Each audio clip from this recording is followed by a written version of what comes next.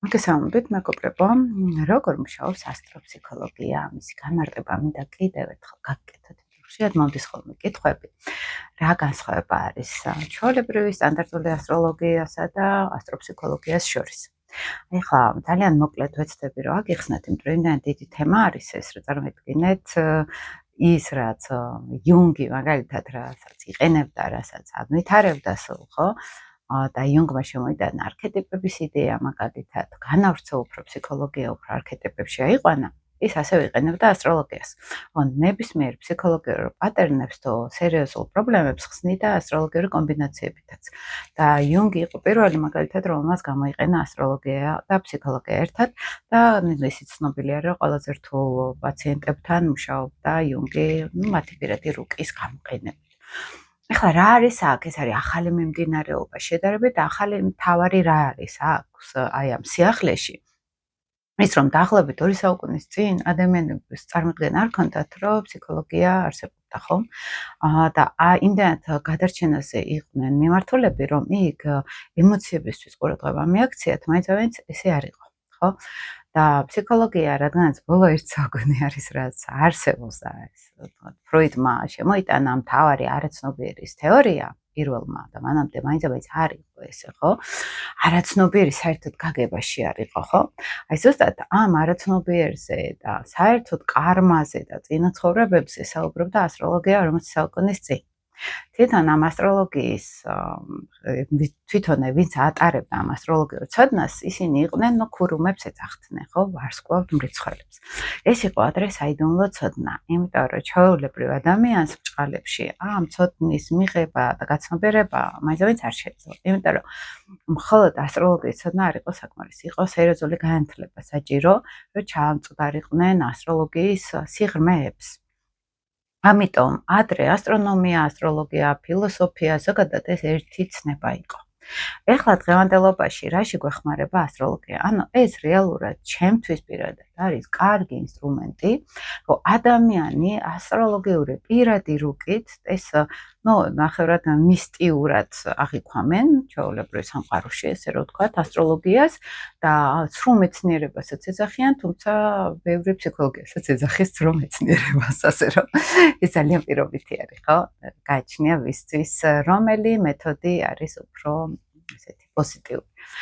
ასტროფსიქოლოგიაში არის უკვე თანამედროვე ასტროფსიქოლოგიაში უკვე აი ეს ფსიქოლოგიური ინფორმაციები არის ფაქტიურად ასტროლოგიურ კომბინაციებთან შერწყმაში გაერთიანებული, რასაც იუნგი აკეთებდა და რეალურად ასტროლოგიური ცოდნა ის რაც ადრე იყო, როდესაც მაგალითად მზეზე საუბრობდით, ხო? ძალიან პირველი საუკუნის წინ იყო იუპიტერზე საუბარი, მერკურზე საუბარი, ხო, ეს არქეტიპები უნდა ავიღოთ, ხო, იმიტომ რომ ყველანაირ პლანეტა ის უკან რაღაცა არქეტიპი, რაღაც ის იდგა, მითოლოგია, ხო, ესე რომ ვთქვათ.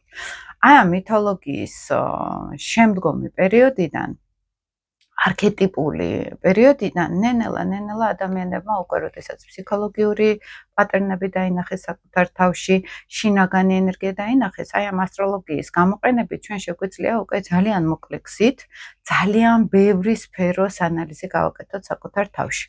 ადრე თუ იყო ასტროლოგია როგორც ბედიღბალი, დაწერილი და მორჩა ეს ძველი ასტროლოგიური კომბინაციები, იმიტომ რომ მართლა ადრე ადამიანებს არ შეეძლოთ საკუთარ თავზე მუშაობა, ესეთი ცნება საერთოდ არ არსებობდა. დედის ტრავმა და მამის ტრავმა არ არსებობდა ესეთი ცნება, ხო? და შესაბამისად ადამიანის ემოციური ინტელექტი რაც უფრო გაღრმავდა, რაც უფრო საშუალება მიეცა ადამიანს, რომ ამ სიღრმეში დაინახოს, ფსიქიკის სიღრმეში ჩავიდეს, ხო? აი გამავდროულად ასტროლოგიას ხანეირად აღმოჩნდა, რომ ასტროლოგიას გაცილებით მეტი სიღრმე აქვს, ვიდრე ადამიანის გონებას შეეძლო წარმოედგინა. როდესაც არქეტიპებზე ვლაპარაკობთ, ხო? მითოლოგიურზე, იუპიტერი მაგალითად იქ სატურნი, ხო? ეს მითოლოგიები რეალურად არის არქეტიპები, რომელიც გამოხატავს ერთ-ერთ, აი როგორც ეზოთერიკაში ეს ეგრეგორის არის ცნობილი, ხო, რაღაც მერკურიანული ეგრეგორი, მაგალითად სატურნული ეგრეგორი, ხო, ენერგეტიკულ ველს გულისხმობს აქ ეზოთერიკა, მაგალითად, აი ამ ეგრეგორებთან ჩვენი დამოკიდებულება. ანუ ჩემი გონება როგორ მუშაობს, მაგალითად, ჩემი ინტელექტის, კომუნიკაციის პლანეტა, აქ არის თუ არა რაღაც შეფერხებები, ხო, რომელიც შეიძლება წლების შემდეგ გამოვლინდეს. ეხლა შეიძლება ბავშვს არ ეტყობოდეს სკოლაში რომ წავა, მე შეიძლება გამოვლინდეს და აქ ნახოთ მერკურს აქვს რაღაცა ნეგატიური ასპექტები, ხო, ესე რომ ვთქვათ. აქედან გამომდინარე, უკვე რეალურ ცხოვრებაში შეგვიძლია დავინახოთ ასტროფსიქოლოგიის მეშვეობით, მაგალითად, ეს პლანეტები როგორ ახდენენ, ეს პლანეტები კი არ ახდენენ, ჩვენ მოვდივართ ზუსტად იმ მომენტში ამ ქვეყანაზე, იმ განსაზღვრული ბედით, იმ განსაზღვრული ენერგიით, ჩვენ როგორ გამოვიყენებთ ამ ენერგიას, ეს ჩვენზე არის, ხო? ეხლა, როდესაც ვიბადებით კონკრეტული ნიჭით და უნარებით, ხო, ამ უნარებს განვითარება ჭირდება და არა ახალი რესურსის მოძიება, რომელიც არ არსებობს, ხო? ეხლა, მაგალითად, შეიძლება მე ვერ გავხდე მაინც რაღაც როგორ ვკითხოთ, მათემატიკოსი, ხო, უბრალოდ უნარები არ მაქვს სიტყვაზე ამისი, ხო, ვიღაცა ვერ გახდება სულიერი ლიდერი, იმიტომ რომ არ აქვს ამის მონაცემები, ხო? აი ესეთი დაბადები და მოყოლებულ მონაცემებს გვაძლევს პირადი რუკა. ამას თუ ფსიქოლოგიაში გადავიტანთ და უკვე ჩაუღრმავდებით უფრო ადამიანს და მთელი რუკა ამის დიდ შესაძლებლობას გვაძლევს რეალურად, იმიტომ რომ არ არის სფერო დარჩენილი, რაც რუკაში შეიძლება არ ჩანდეს. აი ჩვენი შვილების მომავალიც, ჩვენი მეზობლები როგორ არიან, ვინები არიან მაგალითად, ჩვენი და-ძმასთან ურთიერთობა, ეს ყველაფერი ჩანს რუკაში. ეხლა რა არის ყველაზე საინტერესო? არა მარტო დაბადების მომენტი ჩანს რუკაში, არამედ ამას ვეძახით ტრანზიტულ ასტროლოგიას, მთელი პერიოდი განვითარება, მისი ფაზები, ამ ადამიანის ფაზები, საფრთხეები თუ პოზიტივები თუ გამართლება, ეს ყველაფერი გაწერილია დროსა და სივრცეში. ესე ზუსტად არ ვიცის ჩვენ რა ესეთ პირდაპირ მელკიადესის პერგამენტზე იყოს, ესე რომ ვთქვა, დაწერილი მთელი ჩვენი ბედი, მაგრამ არის ტენდენციები. ამ ტენდენციებში ჩაღრმავებით ჩვენ შეგვიძლია მიახლოებითი ორიენტირი ავიღოთ უკვე რომ ეს წელი იღბლიანი იქნება თუ არა. მე ახლა სადღაც დირექციებში პლანეტა რომ გადამდის, უკვე ჩემი ენერგეტიკული ველი იცვლება, სტრუქტურა იცვლება, ან სადღაც ჩემი ასციდენტი რომ შეიცვალა, ჩემი იმიჯი ამა და ამ წელს აბსოლუტურად სხვანაირი იქნება, ხო? აი ეს მთელი პროგნოზირების საშუალება ერთ-ერთი კიდევ უნიკალურია, რომ ჩვენ შეგვიძლია ადამიანი არ ვნახოთ მარტო დაბადების მომენტში, არამედ მისი განვითარების ფაზები როგორ განვითარდება, ხო? მისი ცხოვრება როგორ მიმდინარეობს, მისი შინაგანი სტრუქტურები როგორ მიყვება დროს, როგორ იცვლება ეს შინაგანი სტრუქტურები, ხო? და შესაბამისად ჩვენ შეგვიძლია დროსა და სივრცეში მივადევნოთ ადამიანის ენერგეტიკას, ფსიქოტიპს, ვიზუალს, მის პარტნიორებს, იმიტომ რომ რუკაში ისიც ჩანს, მაგალითად, აი ჩემ პარტნიორთან იქნება რაღაც ისეთი რთული პერიოდი ეწყება, ან პირიქით კარგი პერიოდი ეწყება. ჩემ შვილებს რთული პერიოდი ეწყებათ და კარგი პერიოდი ეწყებათ, ხო? და ეს რატომ არის? იმიტომ რომ დინამიური არის ადამიანი და აი ამ დინამიკაში ჩვენ ვხედავთ აი ეს იმასაც გავს, სადღაც მომავლის ჭვრეტასაც გავს, მაგრამ სადღაც უფრო ლოგიკური განვითარება არის ადამიანის, რომელიც ახლა რაც უფრო მაგალითად ვაკვირდებით ახლა თუნდაც პროგნოზირების კუთხით საკუთარ თავსაც, ახლობლებსაც, ან მუშაობთ პროგნოზირება და ასტროლოგიაზე, ხო, ან დინამიურობაში ვხედავთ ადამიანს, აქ შეგვიძლია ვნახოთ უკვე მისი ფსიქიკური მდგომარეობა, მისი გარემო მდგომარეობა, როგორ განვითარდება, როგორ წავა, ხო, ესე არ არის რომ აი უბრალოდ ადამიანის რუკა ვნახო და ვნახო რა ელის. უნდა შევიდეთ კონტაქტში, უნდა კონსულტაციაზე იყოს, ხო, სადღაც, ანუ უნდა ველაპარაკოთ, რომ ვნახოთ ახლა სადღაც და აქედან მიხვდებით უკვე როგორ მიდის ამ ადამიანის ცხოვრება, ხო, სად წავა უფრო, ხო, ეს ტრანზიტები მოსალოდნელი, უფრო რა მიმართულებით განვითარდება. ამიტომ ასტროფსიქოლოგიაში ჩვენ შეგვიძლია ვნახოთ როგორც ტენდენციები, ასევე ამ ტენდენციებთან დაკვირვებით საკუთარი თავის შეცნობა, საკუთარი თავის განვითარება და ფაქტობრივად ეს არის პიროვნული განვითარება. და პიროვნული განვითარების შესაბამისად, როცა რაღაცა პლანეტები რაღაცას გთხოვენ, ან კონკრეტული პერიოდი, ახლა ვიღაცებს ეწყებათ მაგალითად სატურნის პერიოდი, ხო, და ეს უკვე კონკრეტული პერიოდია და იქ ჩვენ თერაპიაზე რომ წავალთ და იქ თერაპევტი რო გვეუბნება, რომ ეხლა შენ დაიაქტიურო, ხალხში უნდა გახვიდე და ამ დროს სატურნის პერიოდი გვაქვს. მაინც ეს კარგი ის არ არის ესე რომ ვთქვათ თერაპიული პროცესი, ხო? პირიქით ჩვენ შეიძლება კიდევ უფრო დავკარგოთ ენერგია, იმიტომ რომ არ ვიცოდეთ დროსა და სივრცეში ახლა ჩემი ენერგეტიკა როგორ მოქმედებს. ამიტომ არის ხოლმე რომ ფაქტიურად თუ ასტროფსიქოლოგიას არ ვიყენებთ და მეც პრაქტიკაში მაქვს ეს გამოცდილი, უბრალოდ თერაპია, უბრალოდ აი ესე მსგავსება ექიმთან ვიაროთ, როგორც ძველ დროში დადიოდნენ ანალიზების გარეშე. ხო? გამოკვლევების გარეშე. ფაქტიურად ასტროფსიქოლოგია გვეხმარება დიაგნოზი დავსვათ, მაგალითად და ახლა ვინც ამოუკიდებლად სწავლობს ასტროლოგიას, იქ ვიდეოებსაც უყურებენ, ჩემსაც მაგალითად ახლა მე გიყვებით, ჩემთან უკო კავშირი როგორი აქვს ხალხს, ხო, აბსოლუტურად სხვანაირად აღმოაჩენენ ხოლმე თავის თავს. ვინც საერთოდ ტრანზიტოლოგიაში ერკვა, ახლა მე პერიოდულად მაქვს ხოლმე სულ ტრანზიტებზე ტრენინგები. და იქაც გავდივართ პირადი რუკებით უკვე აი ვასწავლი პირდაპირ რომ თვითონ დამოუკიდებლად როგორ უნდა უყურონ ტრანზიტებში თავის თავს ეს იგივე არის მომავალში ჩავთვალთ ეკრანი და მომავალში ვნახოთ ჩვენი ცხოვრების განვითარება ერთ-ერთი ძალიან საინტერესო სფერო არის ეს ტრანზიტული ასტროლოგია ჩვენ თავზე ჩვენ კვლევებში ან შვილებთან დაკავშირებით რომ წავიდეთ რომ რა ფაზები აქვს ბაურს მაგალითად რა არის მოსალოდნელი ეს არის უნიკალური შესაძლებლობა და ვისაც ახლა ისმის ეს ასტროლოგია, ხა ის არა რომ ვისაც ფსიქოლოგიის არ ჯერა, უბრალოდ ვერ იყვება ფსიქოლოგიაში საერთოდ. ვინც უარყოფს ხოლმე ასტროლოგიას, საერთოდ ასტროლოგიაში ვერ იყვება და არაფერი არ იციან, რომ მხოლოდ ზოდიაქოები არის, ხო? და გონიათ რომ მთელი ასტროლოგია ზოდიაქოს ნიშნები არის 12 ნიშანი და მორჩა და მე ამბობენ ხოლმე აი მე რო თხის რქავა რომ სხვა თხის რქა სხვა შეიძლება ეგეთი იყოს. რა თქმა უნდა არ შეიძლება, იმიტომ რომ პირად რუკაში ძალიან ბევრი რამ არის, უამრავი ინფორმაცია არის პირად რუკაში.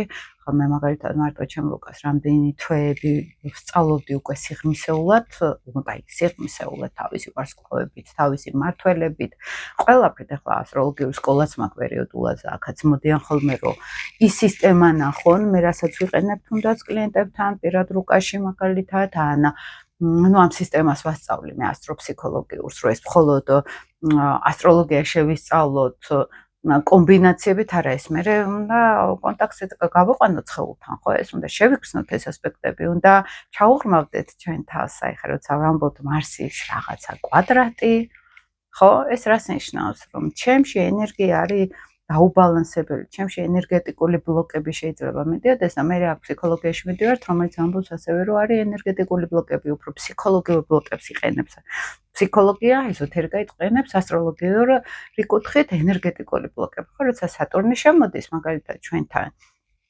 ეს ფსიქოლოგია სუპერეგოს ეძახის ამას ფროიდის ენით მაგალითად გეშტალტის ზედაცახს ეძახის მაგალითად ასტროლოგია სატურნის ზემოქმედებას ეძახის ხა შინაგანი მშობელი რომელიც კაცრი არის რომელიც სულ ესეთიც გვიქნევს სხვებსაც თიც უქნევს ესე არ გააკეთოთ და ეს არის ცოტა კომუნისტურ ველსაც ვეძახით ხო ხა ენერგეტიკული შემსხუტველი შეიძლება ეს არ შეიძლება ამაზე ვიწყებთ ხოლმე მე თერაპიულ მუშაობას ხო აქ აუცილებელია ასტროლოგიურად დავინახოთ ეს კომბინაცია და იქ დროს აღარ ვკარგავთ მაგალითად როცა თერაპიაზე შეგვიძლია ჩვენ თვეები ვიაროთ რომ ოდნავ მაინც გარკვეს ფსიქოთერაპევტი რა ხდება და რა თქმა უნდა იქ ძალიან სიღრმეებში მაინც ჩვენი დაცვითი მექანიზმი ბოლომდე ვერ ჩაიყვანს ამ ადამიანს და ნუ მეც მაქვს ეს გამოცდილი მაგალითად და ბევრი ფსიქოლოგიც მეც ჩემთან იყვნენ მე კონსულტაციაზე ან თვითონ ერკვევიან ასტროლოგიაში ისეთი დაფარული რაღაცეები არის იქ რომელიც მაინც თერაპიულად ამაში ვერ გავალთ, ხო? იქ საჭირო არის რაღაც დაფარული ცოდნის გამოყენება. დაფარული ცოდნა არის ასტროლოგიაში, იქ არის კარმული ასპექტები, იქ არის ის ენერგეტიკული ველი, რაც უკვე საგვარეულო კუთხიდან მოდის, ამასაც ვამბობთ. გვაქვს ასტროლოგიაში ორი მიმდინარეობა, ეს არის კარმულო-ეზოთერული ასტროლოგია, რომელ სფეროშიც მე ვარ. ყველაზე მთავარი ჩემი ხო რაც არის დანიშნულება ესე რომ ვთქვა და არის ფსიქოლოგიური ასტროლოგიური პატერნები მაგალითად როდესაც ოჯახურ ველს გვაჩვენებს ხო გენეტიკურ წრეში ოჯახში რამდენიმე თაობაში რა ხდება კარმული ასტროლოგიაც და ასტროფსიქოლოგიაც ამ მიმართულებით ერთი და იგივეს ამბობს იმიტომ რომ ის ოჯახური ველი და წინაპრები ესეც სწორი არის და კარმული ასტროლოგია რასაც ამბობს როგორც წინა ჩვენი ცხოვრებები, ესეც სწორი არის, იმიტომ რომ კარმული ასტროლოგიით იმ ველში მოვდივართ ოჯახურ ველში, რაც ისედაც ჩვენ წინა ცხოვრებებს შეესაბამება. ჩვენი მომავალი თაობა შვილები, ეს არის ჩვენი მომავალი ცხოვრებების ენერგეტიკა, ხო? ამიტომ, როდესაც ნახავთ ხოლმე ტირანი მშობელი, რომლის შვილი არის დაჩაგრული, გასაგებია რომ შემდეგ ცხოვრებაში ადამიანი კარმული ასტროლოგიის კუთხით იქნება აი იმ შვილის პოზიციაში. ესე იგი მე ვიყავი წინა ცხოვრებაში ის ტირანი მშობელი, ხო? ამიტომ კარმული ასტროლოგია ცოტა სხვანაირად უყურებს ამ ყველაფერს, ხო? ჩემთან რო გადიან პირად რუკებს, იქ ისეთი რაღაცების ახსნა შეგვიძლია ჩვენ ასტროლოგიურად, რისი ახსნაც მაინც ეგზოთერულ რელიგიას არ შეუძლია და ფსიქოლოგიას არ შეუძლია, ხო? ანუ ეს გაცილებით ღრმა პასუხებს იძლევა ზოგადად ეზოთერული მიმდინარეობები, ეზოთერული რელიგია იქნება, ეს მაგალითად აღმოსავლური ფილოსოფიები, რომელიც რეინკარნაციულ სისტემას იყენებენ, ბუდიზმი მაგალითად აქტიურად რეინკარნაციულ სისტემას იყენებს, ანუ იქ უბრალოდ როგორც რელიგიის შემადგენელი ჩვეულებრივი ნაწილი, ესე აღიქმება რეინკარნაციები. შესაბამისად, კარმულ ეზოთერულ ასტროლოგიაშიც ესე განიხილება, როგორც წინა ცხოვრებები, კარმული ასპექტები, წინა ცხოვრებების სცენარები, რომელიც ღრმა ქვეცნობიერში მყარად დგას და რეალურად ის გვიშლის ხელს ახლა ძალიან ბევრ ამაში ცხოვრებაში, რომელიც არის დასამუშავებელი და რომელიც არის გასაცნობიერებელი. ჩვენ შეგვიძლია ხოლმე ხა მე გიყვებით უკვე როგორც უშუალოდ პროცესში, თერაპიულ პროცესში, კონსულტაციაზე, ხა გააჩნია ადამიანს აქვს უბრალოდ ჩვეულებრივად პრაქტიკულად გზის ჩვენება უნდა, რომ ასტროლოგიურ კომბინაციებში ჩანდეს ეხლა რა კრიზისში არის და როგორ მოაგვაროს ეს პრობლემები და ჩემთან ხშირად უფრო ამ განხრით მოდიან ხოლმე, იმიტომ რომ ეს ასტროლოგიაში შეგვიძლია აი ეს ქცევაზე ორიენტირებული თერაპია, როგორც CBT თერაპია, ოღონდ ცოტა ასტროსიბიც ვეძახი ამას. იქ შეგვიძლია პირდაპირ ინსტრუქციები დავინახოთ, რა ჭირდება ადამიანს, რა უნდა გააკეთოს, რომ ენერგეტიკული ბალანსი აღდგეს, რომ ფსიქოლოგიური ბალანსი აღდგეს, ხო? მაგრამ ამავე დროს იქ არის ძალიან კარგი კომბინაციები ასტროლოგიაში, რომელიც დაგვეხმარება ჩვენ ენერგეტიკულ აი ამ ტრამვებში ვხვდეთ. ან ენერგეტიკულ იმ დადებით შევხვდეთ, მაგალითად, იქ რა რესურსები გვაქვს ძალიან კარგი, რომელსაც არ ვიყენებთ და ვერ ვხედავთ, იმიტომ რომ მაგალითად სატურნის თვითდასჯაში ვართ ჩატრიალებულები, ხო? ზოგჯერ არიან ხოლმე, როცა მოდიან, რომ აი გონიათ, რომ კრიზისი აქვთ. რა გავივლით ახლა, ფონს შევხედავ ტრანზიტულს, მაგალითად, იქ რუკის მონაცემებს უყურებ და ნუ ერთადერთი ასპექტი არის სატურნი არის რთულ კვადრატებში. და ვხედავ, რომ ადამიანს კი შეიძლება ქონდეს რაღაც ერთულები, მაგრამ თავისი წარმოდგენები გაცილებით მძიმეა, ანუ არ პატიობს საკუთარ თავს, ან შეცდომებს, ან თორემ მის ცხოვრებაში ყველაფერი მაინც ასე თუ ისე ნორმალურად არის, უბრალოდ თვითონ აქვს აღქმები ცოტა მკაცრი. და აი აქ რაღაცნაირად კვანტს რო გახსნიან ხოლმე, მე უკვე ხვდებიან თქვათ და მე უკვე რაღაცნაირად სიმშვიდეს პოულობენ. ხო ხვდებიან, რომ გარემოში კი არ არის პრობლემა, მათ უნდა შეცვალონ მაგალითად ხასიათში აი ეს რაღაც შტრიხი. თუმცა იმასაც ხედავთ მე საიდან მოდის და იმასაც ხსნით ხოლმე, ხო? ამიტომ ასტროლოგიაში, როცა ფსიქოლოგიურად უყურებთ, სინამდვილეში პროცესებზე, აი პულსზე გვაქვს ხელი დადებული ცხოვრების, როგორც გარემოზე, ასევე ჩვენს თავს.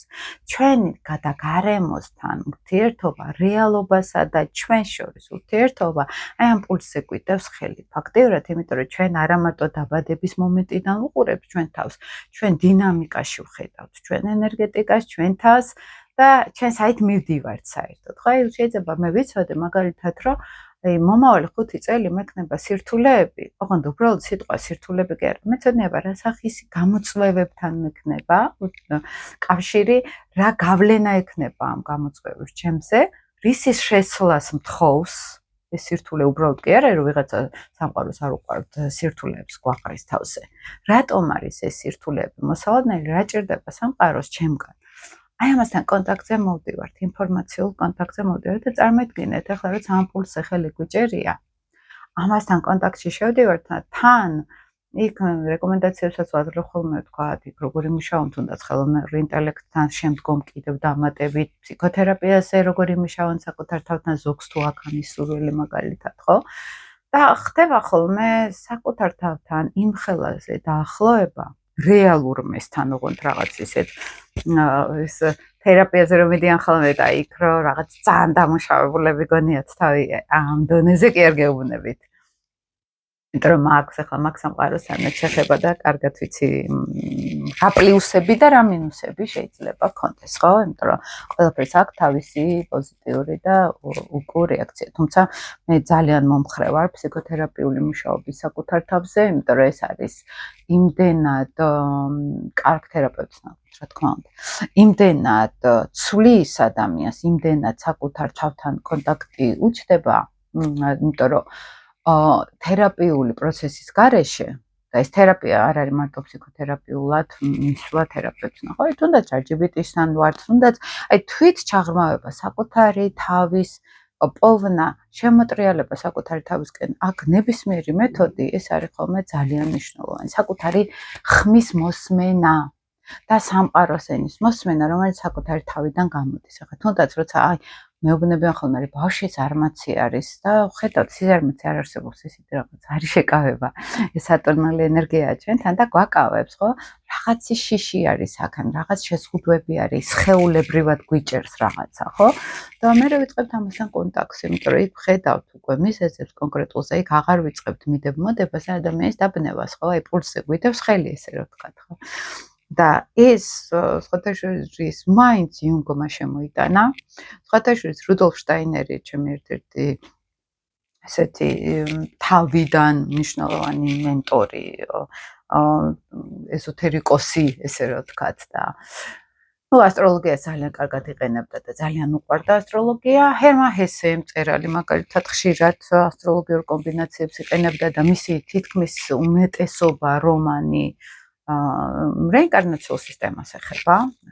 ახლა მუხილადილის ქვეყნისა ერთ-ერთი ჩემი საყვარელი მოთხრობა არის, მან მთლიანად მოგზაურობა არის რეინკარნაციებში, მთლიანად მოგზაურობა არის წინა ცხოვრებებში, ჩემი ფისოები, წინა ცხოვრებებში მოგზაურობა არის და ნუ ჰერმან ჰესე აქტიურად დებდა ხოლმე, მაგალითად აქტიურად იყენებდა აი ამ რეინკარნაციულ, აი მითოსში დებდა, ხო? ახლა ერთ-ერთი ჩემი საყვარლესი მწერალი რიჩარდ ბახი, სელენა მორიელში ყავდა სხვათა შორის, ყველას რუკები ვიცი, თითქმის მისი რომანი, ყველა რომანი ხო განსაკუთრებით სულ რეინკარნაციულ სისტემას ან ძაფ ემოციებზე არის, ან ესეთ მისტიურ სულიერ მკვლევარზე არის. ერთ-ერთი მისი მოთხრობა ცნობილი ჯონათან ლივინგტონი მაგალითად ხო თოლია. ეს არის თავიდან ბოლომდე რეინკარნაციული სისტემა, როგორც სუფთა სელენა მორიელური თემა არის, როგორც ერთი დიდი ცხოვრება და იქ სიკვდილი რო არ არსებობს, არის გარდასახვები, ხო?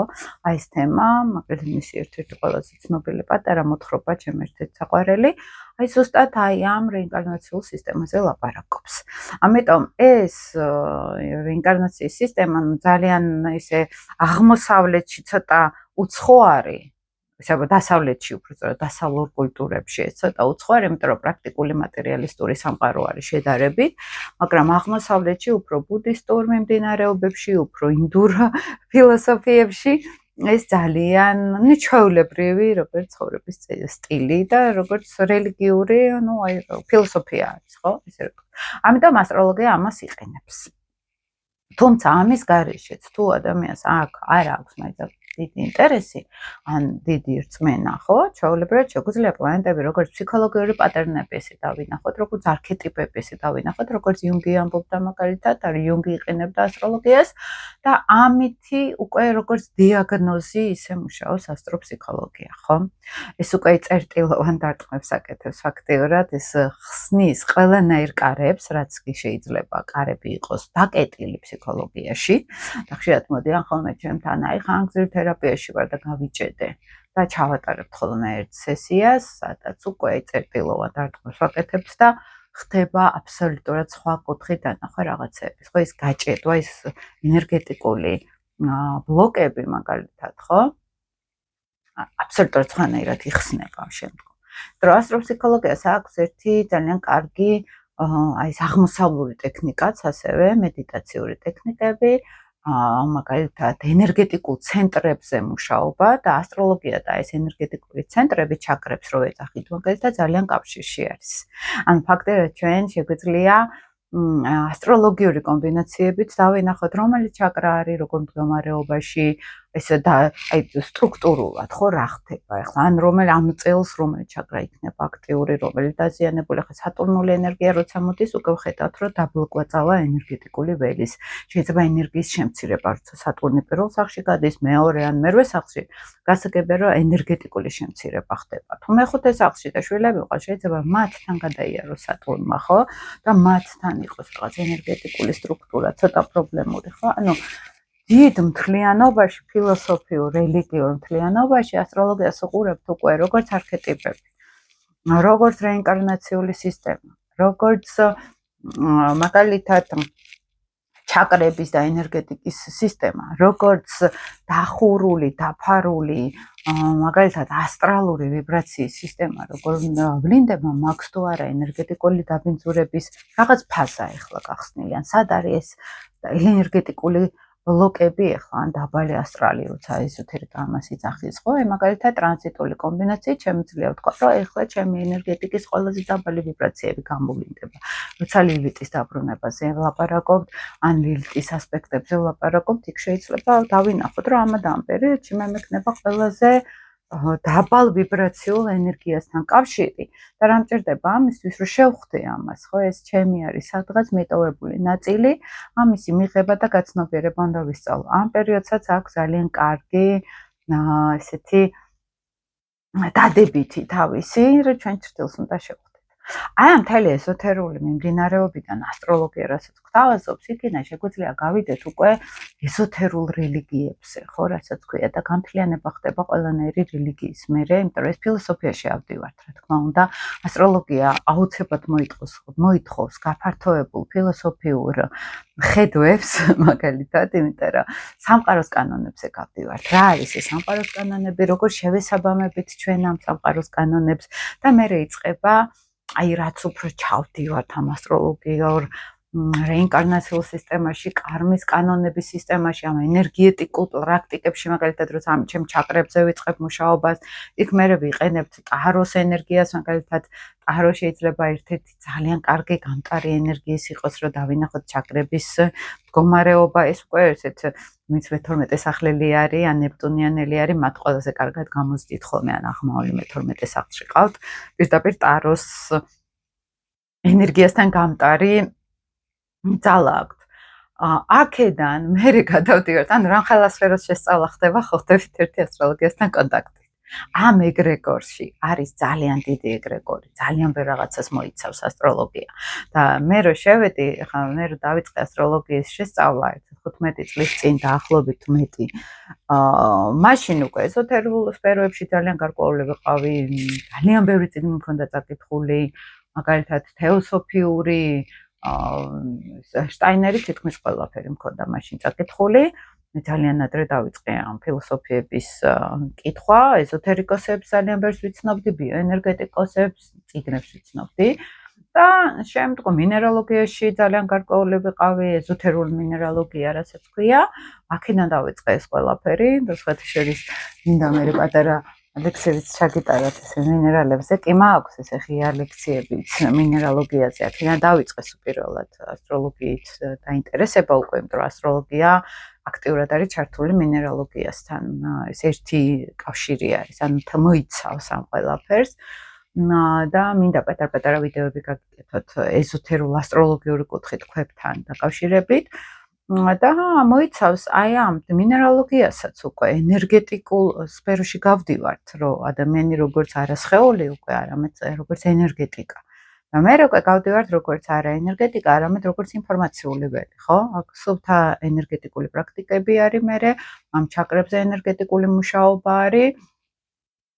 და შემდგომ უკვე ამითი ამ ენერგეტიკის და ფსიქოლოგიის ახლა მე ყველაზე კარგი კავშირი მოწა ენერგეტიკული და აი ამ ენერგიებთან შეხვედრით თუცა ფსიქოლოგიური პატერნები რო იშლება, აი ზოგჯერ შეიძლება ისე გადავიდე მაგალითად წარსულ დროში, რაღაც ენერგეტიკა ვიგრძნო, გავყვე ამ ენერგეტიკას და გადავდივარ კონკრეტულ დროში, რომელშიც იყო გაჭედილი ჩემი ემოციები, ხო? და ეს რო ყველაფერი ისე დავტოვოთ და არაფერზე არ ვიმუშაოთ, ეს ენერგია არის აი გაჭედილი ენერგია. ნუ ჩვენ რო ვიბადებით ოჯახური სცენარებით, ან წინა ცხოვრებებით, აქ არაფერი არ იცვლება, არის გაჩერებული. და ამ პრაქტიკებით იმდენად ცვლით ჩვენ ბედს, აი ერთი ინკარნაცია შეესაძერულად რო თქვა, ვაკეთებთ ერთი 10 ინკარნაციის საქმეს.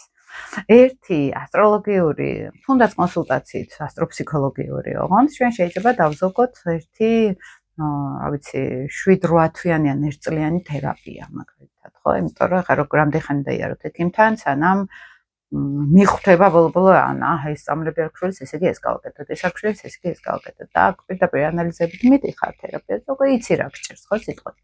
ამიტომ დროის დაზოგვა არის, ენერგიის დაზოგვა და რაც ყველაზე მთავარია, რომ აი ზუსტად წერტილოვანი გაცნობიერება ხდება. ახლა როდესაც ხედავთ მაგალითად, რომ პირად ცხოვრებია აქვს ადამიანს დაბლოკილი, პირდაპირ ჩანს ეს ან კარმულ დონეზე, ან პლანეტარულ დონეზე, ხო? აი აქ შეგვიძლია ესეთი რეკომენდაციები გავცეთ, თუმცა რეკომენდაციების კი არა ესე გააკეთე. ეს ძველი ასტროლოგია არის. არამედ შევახვედროთ თერაპიულად ადამიანს, რომ ეს გულის ჩაკრის პრობლემა არის სადღაც აი სუპერ ეგო ებრძვის მაგალითად ამ თემას, ხო? და აი აქ არის შეხვედრა საჭირო და მე ხდება რომ პარტნიორი კი არ შეხვდება ცუდი. არამედ თვითონ აქვს რაღაც ნარატივები არასწორი, რაღაც ტრამვები აქვს, რომელიც არ არის დამუშავებული და ჩვენ შეგვიძლია ვაცხოვროთ ეს ენერგია, რომ გადაერთოს უკვე ჯანსაღ ურთიერთობის მოდელზე. ანუ იქ ჩანს ფეიკები, რას მიზიდავს, რომ სულ ამ ენერგიაში ატრიალოს ადამიანი, ხო? და ანუ ჩვენ ასტროფსიქოლოგიით შეგვიძლია მომავალი შევცვალოთ რეალურად, ან არ დავკარგოთ 20 წელი ცხოვრების, 30 წელი მაგალითად, ხო? აი ხშირად როცა ჯგუფურ თერაპიებს ვაკეთებ ხოლმე, ან და აი მაგალითად ასტროლოგიური სკოლა მაქვს მე 3 წელი არის და ახლა 4 აპრილს მექნება ახალი კურსი ასტროლოგიური, ოღონდ ასტროთერაპიული სასწავლო კურსი მექნება, იმიტომ რომ თერაპიებს გავტივართ იქ ჯგუფურ თერაპიებს, რომ ვასწავლოთ თეორია, მე პრაქტიკაში როგორ გადავიტანოთ, ხო? და აი რამდენს უთქვამს, რომ აი ახალგაზრდა რო ყოფილიყავით ეს უნდა რომ მქონდა და მე ბევრ შეცდომას არ დაუშვებდი. აი ეს შეცდომები ჩანს ასტროლოგიურ პირადროგაში და ჩანს ამავე დროს აი ამ თლიან დინამიკაში, ხო? ცხოვრების დინამიკაში. და ძალიან მნიშვნელოვანი არის ამის გაცნობიერება. ყველაზე მეტად მიხარია ხოლმე ახალგაზრდები რომ მოდიან, ახლა 20 წლისები, 25 წლისები, რომელსაც აი ჩვენგან განსხვავებით აქვს შანსი 5 წელი დაკარგონ ცხოვრების ჭყალებში, ვამბობთ, რომ არაფერი დაკარგვა არ არის. ვიდრე 20 და 25 წელი, როგორც ჩვენ თაობას გვაქვს, ხო, მაგალითად, აი პირდაპირ რომ აი 25 წელი დავკარგეთ რაღაცის მიხვედრაში. და ეს შეიძლება უფრო მივხვდით კიდევ უფრო მეტად იქ ასტროლოგიის დახმარებით, თერაპიების დახმარებით, რომ ეს დაიკარგათ. თორე შეიძლება ეხლა რომ მოდიან ხოლმე 60 წლისები ჩემთან და აი ეხლა რო ხვდებიან რომ რაღაცა დაკარგეს, იმიტომ რაღაცების გარკვევა დაიწყეს, ხო? აი ჩვენ ვქნებოდით ესე. ახალგაზრდები უფრო რომ მოდიან, ხო? ეს არის ზუსტად ის მომენტი, როდესაც გაახალგაზრდავდა აი ეს ინფორმაციები ახალგაზრდებისთვის უკვე მესაწვდომი არის ჩვენთვის არ იყო მე რომ დავიწყე თავიდან ვიდეოების დადება პატარა კამერით ვიწერდი საჯარო ლექციებს რო ვატარებდი ძალიან ბევრი წლის წინ და YouTube-ზე რო ვდებდი, ну ფაქტობრივად არავინ არ უყურებდა, არავინ არ იცოდა YouTube-ი რა იყო, ხო? და საერთოდ არავინ არ იყენებდა ამ ყველაფერს. ხელოვნურ ინტელექტზე და იმაზე არ არის, ხო, უკვე საერთოდ საუბარი, ხო? არ იყო ესეთი რაღაცები. ამიტომ და მაშინ ვიყავი რამდენი წლის 32-ის მე მგონი თუ 31-ის, ხო? თუ 30-ის აღარც მახსოვს. და ხა მაგასაკში რომ ხალხი უკვე ნაყოფი არის ასტროლოგიურ კონსულტაციაზე და იციან თავის რუკა, ეხლა უკვე, ხო? და ბევრად უფრო თანამედროვე ფსიქოლოგიური კუთხით, ხო? ეს უკვე სერიოზული ბონუსები არის, ხო, მათთვის. ამიტომ მე ესე უყურებ ასტროფსიქოლოგიას, მე ამდენი ჩემი 800-მდე ვიდეო ამას ემსახურება, რომ პოპულარიზაცია გაუწიო, არ ამჩხიბაობას, რომ მე არაფერს არ ვაკეთებ და ვიღაცა მოვა და გამიწმინდავს ენერგეტიკას. ან ვიღაცასთან წავალ კარს გამიშლის და გავიგებ რამელის. არამედ ჩემი თავი мотиваცია არის, რომ გავაცნობიეროთ, რომ ჩვენ ხელშია ყველაფერი, რომ ჩვენ ძალიან მაგრები ვართ, ძალიან ბევრი შეგვიძლია, ძალიან ბევრი გაგება შეგვიძლია და ჩვენვე შეგვიძლია ყველაფრის შეცვლა. ან გაუმჯობესება. ან ჩვენი საკუთარი თავის ვერსიის ყველაზე მაგარი ვარიანტები გავხდეთ, ხო? ამას სხვა ვერ გააკეთებს თქვენს ნაცვლად. შეიძლება ჩვენ გავაზიაროთ ერთმანეთში ცოდნა და ის რაც ხელში გვაქვს, ხო? რაც გვიჭირავს ხელში. ეს მეთოდოლოგია, ესე რომ ვთქვათ, ხო? მაგრამ ჩვენ უნდა განვითარდეთ ყველა. ამას სხვა ვერ გააკეთებს. და თუ ჩვენ გვაქვს ეს მიდრეკილება, რომ სხვამ გააკეთოს ჩვენს ნაცვლად, ეს არის შავი მაგია უკვე. ეს არის ძველი მენტალობა, მაგალითად, რომ სამყაროს ვეუბნებით, რომ მე არ მინდა განვითარება, მაგრამ მინდა კეთილდღეობა. და ეს მინდა იყოს ისე მუქთად, ისე რომ მე აქ არ ჩავდო ენერგია, ხო? ამიტომ ეს ვიდეოც ამას ემსახურება, მითოდა ძალიან პატარა ვიდეო გამოსულოდა და მაინც გამეგრძელდა. ეს არის მეგობრებო ასტროფსიქოლოგია, რომელიც მოიცავს ენერგეტიკულ პრაქტიკებს, ეზოთერულ პრაქტიკებს, ფილოსოფიას, არქეტიპებზე მუშაობას, მაგალითად მითოლოგიას, მაგალითად და რაც თავარია, ცის ენერგიის წაკითხვას, როგორც ჩვენ თლიანად ვართ კავშირში ყველა ერთმანეთთან, ცალკე ვარსკვლავებია და მე არაფერ შუაში არ ვარ, ესე არის, ჩვენ თლიანად ყველანი კავშირში ვართ ერთმანეთთან, სამყაროც ერთმანეთთან არის დაკავშირებული და სამყარო გველაპარაკება რაღაცა ძალიან ესეთი ალგორითმით, დიდებული ალგორითმით და ასტროლოგია აი ძალიან ბევრი საუკუნეების განმავლობაში ძალიან ბევრი საინტერესო ადამიანით, რომელიც ჩემი აზრით უცხო პლანეტელები იყვნენ, იმიტომ რომ ჩვენც უყურება ის უცხო პლანეტელია გარკვეულწილად, ხო? ეს რეინკარნაციული გაგებით, სხვა სამყაროებიდან მოსულები, სტუმრები, ესე რომ ვთქვათ, ესე ვეძახი ხოლმე. აი ამ ენის გამოყენება, ეს არის ერთ-ერთი ძალიან მაგარი რამ, რაც შეიძლება ჩვენ მაგალითად რამდენი პრაქტიკაც მინახავს, მაინც ასტროლოგიაში ბრუნდებოდი სულ.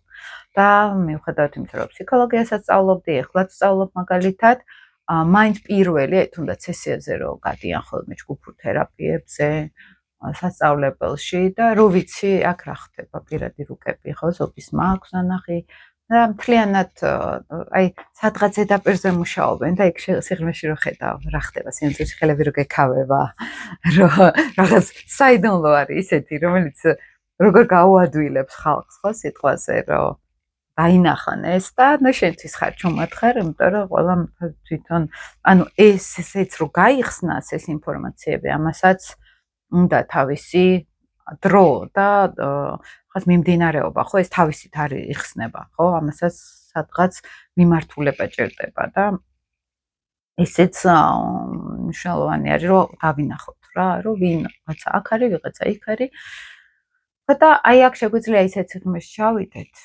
ისეთი აი ესე დავინახოთ ხელის გულზე ყველაფერი და განვითარდეთ ამასობაში ფოკუსი კი ის კი არ არის რომ ჩვენი თავი გარდაუქმნათ და პროცესი არის მთავარი რომ მე ამ ეგრეგორს რო ვეხები ძალიან ბევრ რაღაცას სწავლობ ძალიან ბევრ დიდ სამყაროს ვეხები აქ და ისეთი საინტერესო არის ისეთი აი სულიერად ყვებავს თითქოს ხო იმიტომ რომ აქ არის მთელი სიბრძნე სულიერი სამყაროსეული სიბრძნე აქ არის თავმოყრილი და უკვე ამასთან შეხება არის რაღაცა ძალიან დიდი და ძალიან მნიშვნელოვანი და ძვირფასი ხო აი ამ ყველაფრის აი ცნობის მოყარეობით რო უყურებ და ეს პროცესია ყველაზე მნიშვნელოვანი და მთავარი.